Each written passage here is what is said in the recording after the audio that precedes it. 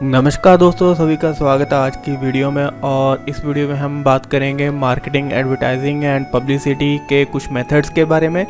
तो देखते हैं इस वीडियो में।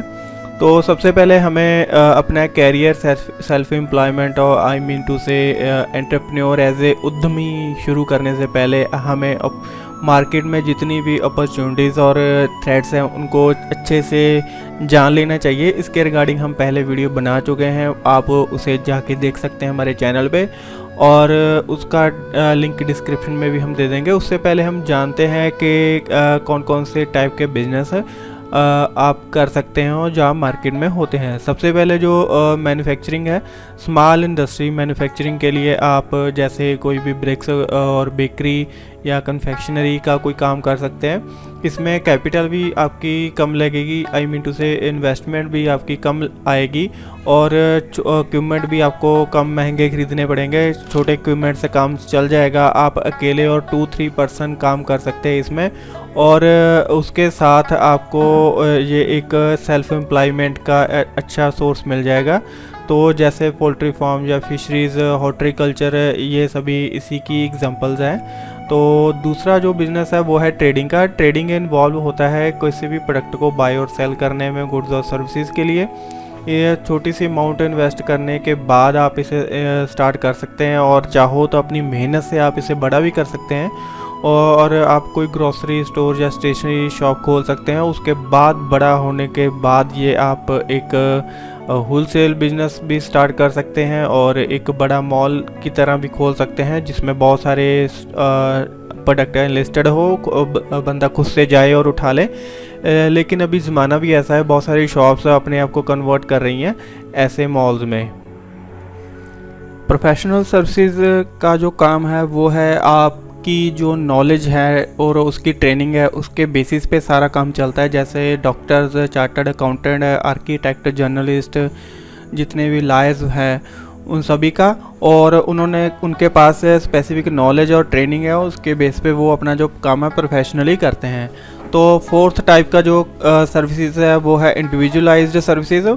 ये सारी सर्विसेज है कि एक इंडिविजुअल पर्सन, मतलब किसी बंदे के द्वारा प्रोवाइड की जाती है। जैसे आप हेयर कटिंग करवाते हो, मोटर रिपेयरिंग, टेलरिंग का काम करवाते हो, hair designer, fashion designer, interior decoration का काम करवाते हो, और जो भी आप छोटे मोटे काम करवाते हो किसी एक बंदे के द्वारा किया जाता है, ये सभी सर्विसेज इसके अंडर आ जाती हैं। तो आगे हम देखते हैं कस्टमर बिहेवियर। कस्टमर बिहेवियर को समझना सबसे ज़्यादा ज़रूरी है, बिकॉज़ जो भी हम बिजनेस, ट्रेडिंग और मैन्युफैक्चरिंग और प्रोफेशनल काम जो भी करते हैं हम कस्टमर के लिए करते हैं, और सभी के पास कस्टमर आते हैं। तो मार्केट में कस्टमर जो है हमारे कंज्यूमर हैं, तो जिन्होंने लास्ट में हमारी जो सर्विस को कंज्यूम करना है, तो उनकी सेटिस्फेक्शन के लिए हम काम करते हैं। पहले था बिज़नेस का मोटो प्रॉफिट मैक्सिमाइजेशन, अभी कंज्यूमर सेटिस्फेक्शन इसका जो मेन मोटो है। तो कंज्यूमर बिहेवियर की स्टडी करना बहुत ज़रूरी है। वो इसलिए बिकॉज आपको समझना होगा कि कंज्यूमर कब, कहाँ, कैसे और कितना प्रोडक्ट बाय करने वाला है, और कब कैसे उनकी साइकोलॉजी को और सोशियोलॉजी और जो भी इकोनॉमिक मेथड्स का यूज़ करके आप अपना प्रोडक्ट उनको बेच देंगे। जैसे बच्चे खुद से बॉर्नवीटा नहीं मांगते, वो उनके माँ बाप के दिमाग में डाल दिया जाता है कि ये आपके बच्चे के लिए ज़रूरी है। तो ये भी एक मार्केटिंग का एक टैक्ट है। तो आपको बहुत सारे मेथड्स और ट्रेनिंग की ज़रूरत पड़ेगी कस्टमर और कंज्यूमर बिहेवियर को समझने के लिए। उनके बिहेवियर को समझेंगे तो आप मार्केट और बिजनेस स्ट्रेटजीज़ को टैकल करना अच्छे से सीख जाएंगे। कंज्यूमर बिहेवियर है कि कंज्यूमर के किसी भी प्रोडक्ट को बाय करने के बिहेवियर, उनको यूज़ करने के बेसिस पे हम एनालिसिस करते हैं। तो जितनी भी इसकी ज़्यादा इम्पोर्टेंस है वो कस्टमर के रिलेशनशिप मैनेजमेंट और पर्सनलाइजेशन और कस्टमाइजेशन से होके निकलती है मार्केटिंग की।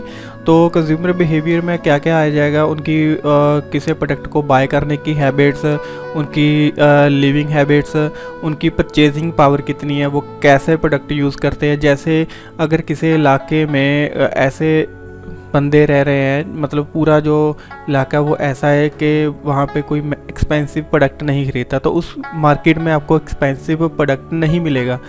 अगर आप किसी ऐसी जगह बिजनेस खोला है आपने जहाँ पे सभी जो लोग रहने वाले हैं वो अमीर हैं, उनकी परचेजिंग पावर बहुत ज़्यादा है, तो आपको अच्छे क्वालिटी और महंगे प्रोडक्ट अगर रखने होंगे, चीप क्वालिटी के और कम रेट वाले प्रोडक्ट कोई नहीं खरीदेगा, सभी ब्रांडेड ही खरीदेंगे।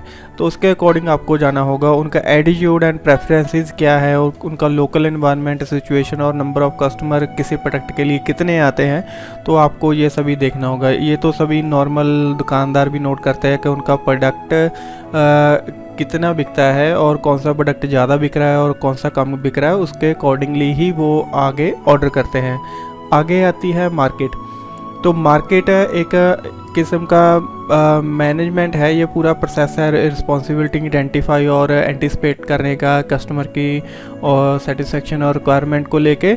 यहाँ पे पूरा एनालिसिस होता है प्रोडक्ट की सेल्स और सर्विस और डिमांड को लेके, जहाँ पे देखा जाता है कि कौन सी जो प्रोडक्ट है उसकी कितनी ज़्यादा डिमांड है और कितनी सप्लाई और उसकी क्वालिटी के अकॉर्डिंग। और यहाँ पे 4 P's का जो फॉलो किया जाता है, जैसे product, price, place and promotion.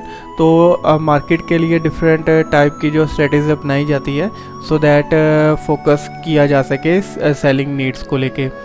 तो सबसे पहले मार्केट में देखेंगे डायरेक्ट प्रमोशन टेक्निक्स आती है। उसमें क्या होता है, आप डेमो देते हैं किसी भी प्रोडक्ट को डायरेक्टली यूज़ करने के लिए देते हैं कस्टमर को, वो डेमो देखता है और डेमो से उसको पता चल जाता है कि वो उसे खरीदना है या नहीं। ये किसी मशीन का हो सकता है या किसी साइकिल, स्कूटर, कार का हो सकता है। तो किसी मीडिया के थ्रू आप एडवर्टाइज़ कर सकते हैं, जैसे फेसबुक पेज या किसी और के थ्रू, तो इसकी पब्लिसिटी करवा सकते हैं आप। तो sales connected special events exhibition में जा सकते हैं, वहाँ पे आप सेल ऑफ़र कर सकते हैं, जैसे ट्रेड फेयर लगते हैं, यहाँ पे जा सकते हैं।